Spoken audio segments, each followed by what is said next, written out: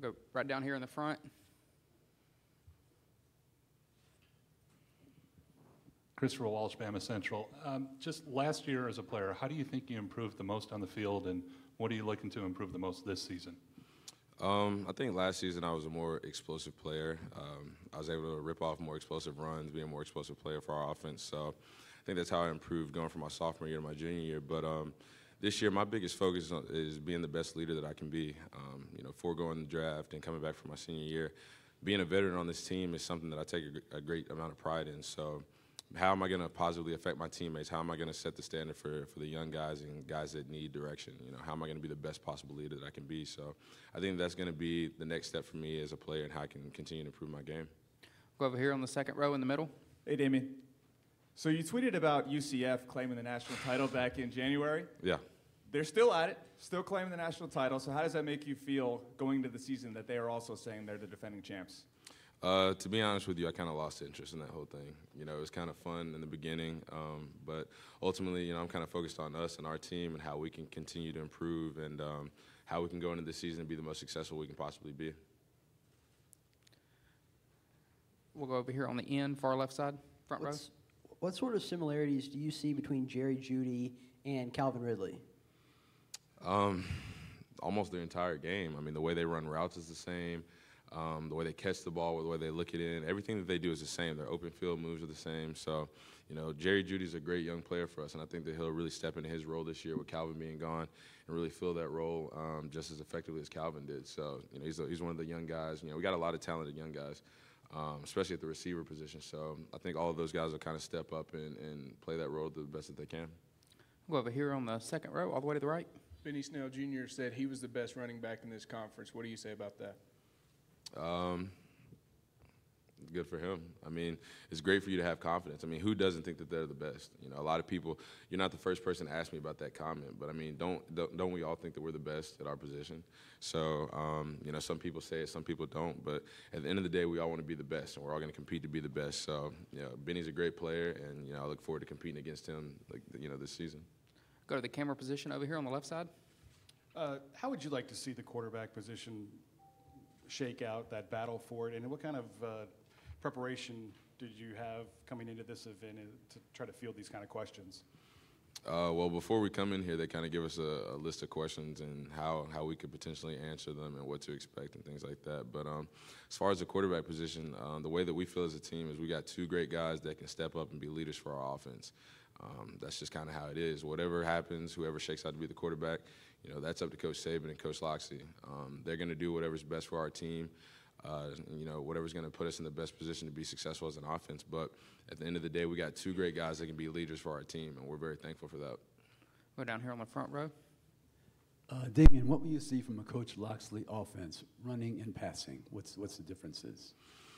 Every coach has their own style, and Coach Loxley obviously brings something different to the table than any OC that we've had in the past. But we're still trying to figure him out, and he's still trying to figure us out as an offense and how he's going to do things personnel-wise. How we're going to split things up. So, we're still looking forward to working with him. Fall camp's coming up, so we're really learning a lot about ourselves as an offense, and we're looking forward to it. Go to the camera position right there in the middle. Damien, can you talk about your relationship with both Jalen and Tua and what qualities they have that make them leaders on the football field? Yeah, I have a great relationship with both of those guys. They're both really great guys off the field as they are as quarterbacks. But one thing that's really impressed me about both of them, and one thing that I can say holds true to both of those guys, is you don't see this competition affecting them.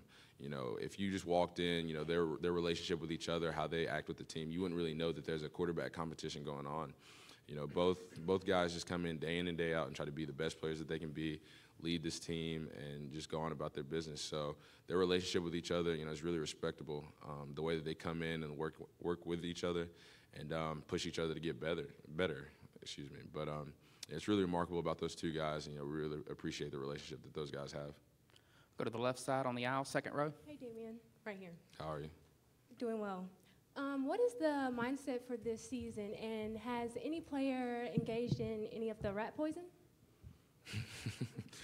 No, Coach Saban does a good job of making sure we don't do that. But, the mindset going into this season is we know that our success isn't going to be inherited. So anything that we want to accomplish as a team this season, It's not going to come from the fact that we won a national championship last year. If anything, that's just going to make it that much harder. We know that winning a national championship kind of puts a target on your back. So we know that day in and day out, we're going to get everybody's best game. So we have to prepare ourselves and both mentally and physically, so that we can handle any situation that's thrown at us if we want to have the success that we want to have as a team.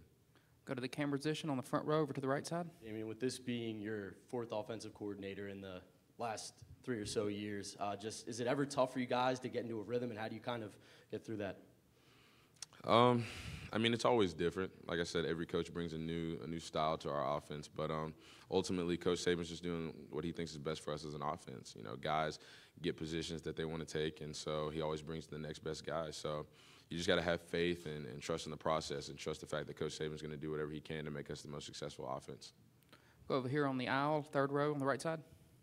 Damien, Nick Saban turned 67 years old this year, but doesn't show any signs of slowing down. Is that the way you see it, and what's it like to observe him, and what are some things that you observe that make him great? Just his focus, I don't even know how to describe his want to be the greatest ever. The way that he pushes us, I think one thing is one of the greatest things that we could have as players. Having a guy that pushes us so much to be the best people that we can be, the best football players that we can be. It's just an incredible honor to be able to say that I played for him for 4 years, and it's just something I'll always be thankful for. And I know that later on in life, I'll look back and be thankful still, as I am to this day, to have been able to play for Coach Saban. Go over here all the way to the end on the left side, third row.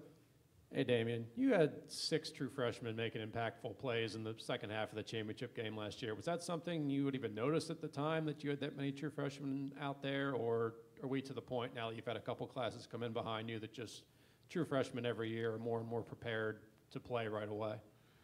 I didn't really notice that.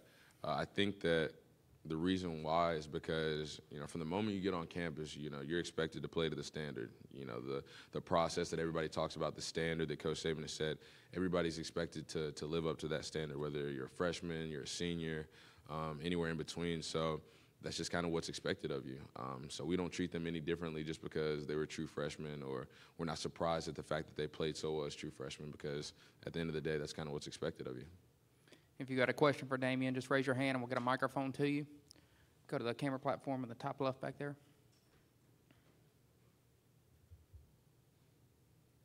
As you guys are coming up the road and you see the building, any of the fields start coming back, and you've played here in Atlanta a lot. What does it mean when you guys are playing games here in Atlanta? Atlanta's been good to us, and we've had a lot of good moments here. So it's always a pleasure to come back and visit Atlanta. Go to the third row right here in the middle.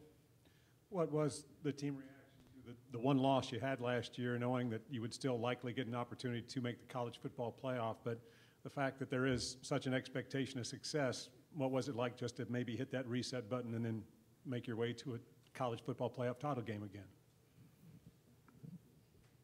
I definitely think it reset our focus. I think that towards the end of the season, the end of the regular season, we kind of got complacent as a team. But losing's never fun, and it's not something that we expect to do. You can look at it and be like, it's just one loss. At the end of the day, you won a national championship, but that's not the way we look at it. It's still a personal game for us, and ultimately we lost, and that's not something that we look forward to doing. So, it still kind of strikes a nerve to this day. We'll go over here to the back row in the middle on the right side. With all the success that your program has had, winning national championships every couple of years, how do you not overlook the smaller teams or just automatically think about the college football playoffs? It's not hard. When Coach Saban's your coach, things like that come pretty easy. No matter who we're playing, what week it is in the season, whether we're playing a Power 5 team or not, playing for the national championship or not, one thing that we always focus on is just being the best team that we can be. We're confident in the fact that if we play our best football, offense, defense, special teams, that we're capable of being the best team in the country year in and year out. So every day in the off season, practice, that's how we prepare. Is that so? Regardless of who we're playing, or regardless of what situation we're in the game, we can be the best team that we can be. We'll go right down here in front on the left side. Would you like to be more involved or get more carries or anything like that? The answer is yes, but would you really like to be more involved in the passing game and get more receptions this year? Is that a point of impact or point of emphasis? Are you asking if that's what I want personally? Whatever the team needs. If that's what we need as an offense, if Coach Loxley and Coach Saban decide that that's something that will make our offense better, yes. If not, no. Go to the back row on the left side, right in the middle. Damien, when you made the decision to come back for your senior year, you had referred to enjoying the experience and enjoying college. Mm-hmm. What do you enjoy, besides just the football part about it? What do you enjoy about the University of Alabama and your experience there? I just love Tuscaloosa. I love being a part of the University of Alabama, and that's something that brings me a lot of happiness. Just the mindset across the entire University of Alabama is that we're champions. Whether it's from an academic standpoint or an athletic standpoint, that's just the mindset of the entire University of Alabama. I love walking down the street in Tuscaloosa and somebody yelling "Roll Tide," rolling down their window as they're driving by.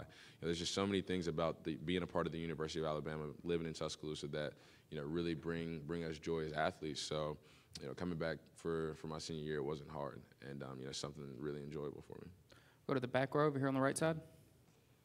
What have your teammates told you about being stuck on a boat with Nick Saban?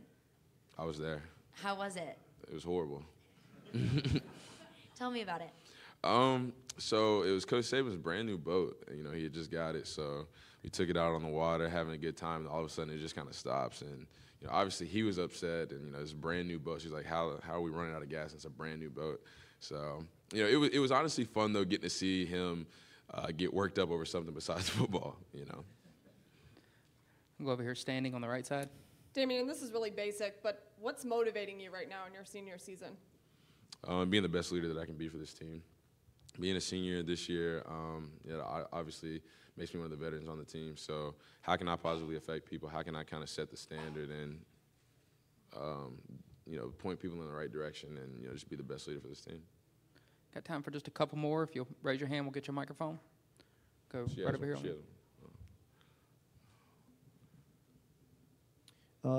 Damien, you guys beat LSU last year, but defensively they seem to do a pretty good job on you. Can you talk about the job they did? And just the game, you guys haven't lost them in so long. Some people would say that game has lost its luster, but has it? Absolutely not. The LSU game is usually the most physical game of the year. Two great defenses, year in and year out. Offense is trying to make plays against them.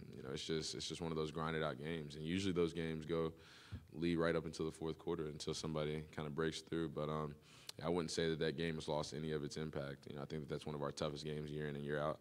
We have a lot of respect for those guys, and we look forward to playing them every year. Go last question on the back row over here in the middle. As you mentioned, you've seen a lot of coaches come and go, usually to great opportunities. It wasn't your side of the ball, but what do you think about Jeremy Pruitt joining the University of Tennessee and what that might do with that matchup? I actually saw him when I was walking through here earlier, but Coach Pruitt is a great guy. We wish him all the best of luck at Tennessee, and I think he'll be great for their program. Thanks, Damien.